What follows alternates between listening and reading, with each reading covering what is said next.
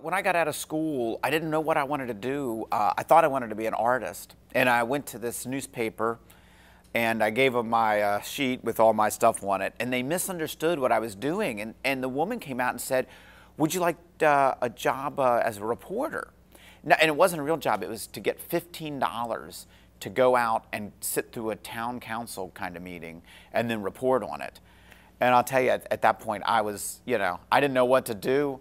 And I was like, yeah, I'll give it a try. And after that one meeting, I knew I had found something that was going to be a big part of my life. So after that, I was a reporter for like 15 years.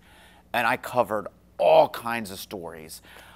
Interviewed everybody from like country music people to backyard wrestlers. And actually, the backyard wrestler was a lot more interesting than the country music star. He was awesome.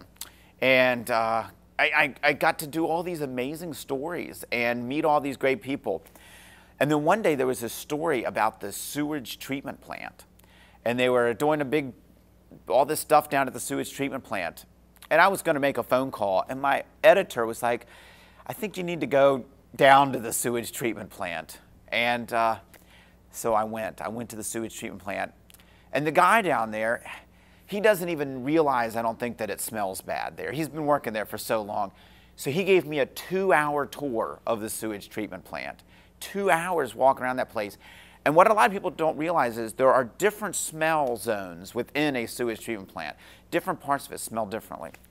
So I came out of there and I went to my desk. I wrote what I thought was a fantastic story. I mean, I wrote the beginning to the story, and I thought it was fantastic. It was the best thing I'd ever written. And I showed it to my editor, and he sent back, he said, "Are you kidding?"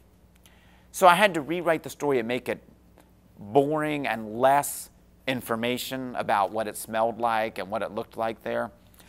But I kept that little bit that I had written about what it was like at the sewage treatment plant.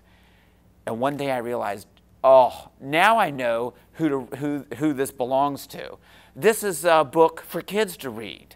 And so I kept all that, and that became the first book that I ever got published, The Quick Pick Adventure Society, about a trip to a sewage treatment plant. And instead of putting in less information about what it smelled like, I wrote more information about what it smelled like.